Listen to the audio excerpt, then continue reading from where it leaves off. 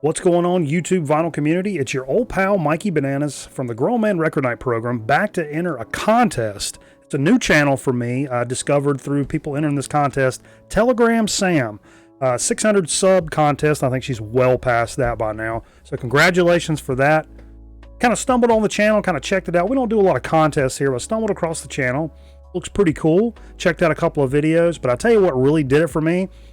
I started perusing through her Instagram feed and the records she was showing on Instagram. Coltrane, Black Flag, Wu-Tang Clan, MC5, Eagles of Death Metal. I'm like, okay, holy shit. This sounds like an actual playlist from Grown Man Record Night on Friday night.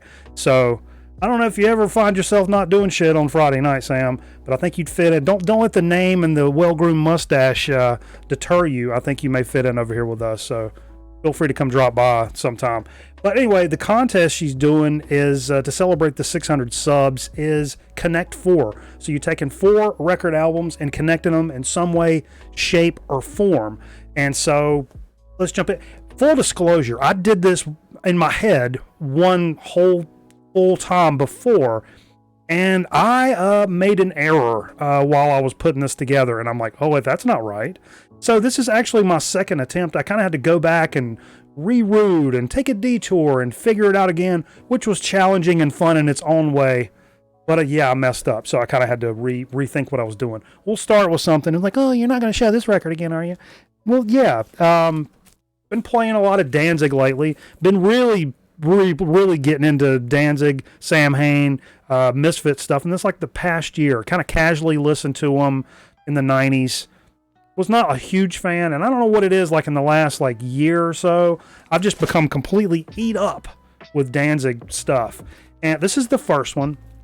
And something I didn't realize, and this has, I mean, some monster tracks. This has Mother on it, of course. I mean, that's the meat and potatoes there, right? I mean, that's what got me into Danzig. Absolutely. But some absolute just monster riffs on this album. Twist of Cain, probably the best riff on the record. One of the best Danzig riffs, period, really. But anyway, we were playing this on the show the other night and got to talking, and I was like, well, who produced those records? I never really thought about it, even though it's Deaf American. It didn't make the connection. Well, it's Rick Rubin. Rick Rubin produced these, which kind of blew. I was like, I never really thought about it. Anyway, these are the unofficial releases.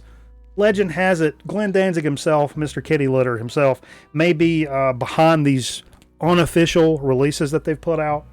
Neither here nor there. Anyway, Rick Rubin is the producer on this. Kind of blew me away. I'm like, oh, I guess it makes sense. I never really thought about it. And also, one of my favorite records from when I was a kid, also produced by Rick Rubin, not this particular record, was the first Beastie Boys record.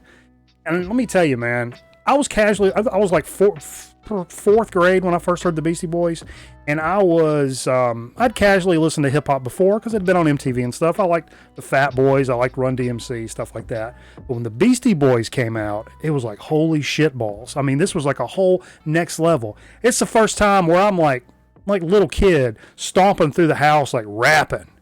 And, you know, my family's like, what the hell is wrong with him? I was like, Mama, he's talking like a black boy. Yeah, but anyway, it's the first when I just like jumped into hip hop, you know what I mean? And that first record was so killer. I don't have that on vinyl. I got my original tape down there. I meant to pull it out, but wore it completely out. But if you old school record night people will know, the Boss Man gifted this record a long time ago. It's called Solid Gold Hits. It's a fantastic collection for a casual Beastie Boy fan. Maybe some of the all you need. I mean, it's got so many great hits on it. But one of the most notables on here from the first record is No Sleep Till Brooklyn. And what a monster track that is. And I think literally every single band I've ever played in my life has covered No Sleep Till Brooklyn. There's just something about that, the simplistic riffs of that song. And then when the beat kicks in, and like every time we played it live, crowds went nuts. Everybody knows the words. And it was just always a good time. But something that people may not know is that around that same time, Slayer was recording their Rain and Blood album, and also produced by Rick Rubin. That's not the connection. But on No Sleep Till Brooklyn, that's actually Gerry King playing the solo there. that rip, which, you know, if you didn't know, I mean, you can kind of identify a Gerry King solo. That the dive bomb gives it away. Boo! But yeah, 100% Gerry King played on that. I mean, I didn't know that for a long time. A lot of people were like, yeah, no shit, of course that's Gerry King. But that pretty interesting. I guess they were just happened to be recording. I don't know if they were in the same studio or how that happened, but I guess Rick Rubin being the big connection there, but came over and recorded that for him. It's pretty crazy to think about.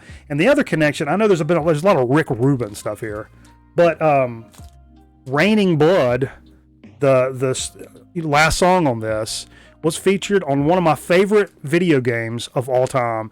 It's Grand Theft Auto Vice City. Played it on PlayStation 2 back in the day. And one of the cool things about Grand Theft Auto was it was one of the first times that, like, when you got into a car and started driving around, you could change the radio stations, you know, in the car. And there was a station called V-Rock, like V-Rock, and they played Raining Blood on that. And also on that same radio station, there were some other metal notables on there, but not really metal that I would say, but something else that was on there was Yankee Rose from David Lee Roth off the Eat 'Em and Smile record. Another song, I absolutely loved this as a kid. I mean, completely loved it. More so the video. It's still one of my favorite videos of all time. I loved everything about this song. The video, you know, he comes in and says, give me a glazed donut and a bottle of anything to go, go, go, go. I mean, when I was a kid, I just loved that. Anything that was not actually part of the musical performance, the little interludes and skits and shit they put into videos, I really loved that. This is a killer record, man. I remember like this and Van Halen's 1984, that screams that kind of time period for me when I'm first kind of discovering, you know, like modern rock and roll kind of stuff. But nothing says the like 80s rock like the Eat 'Em and Smile record. So that's my Connect 4 right there, even though I've had to do it a couple of times.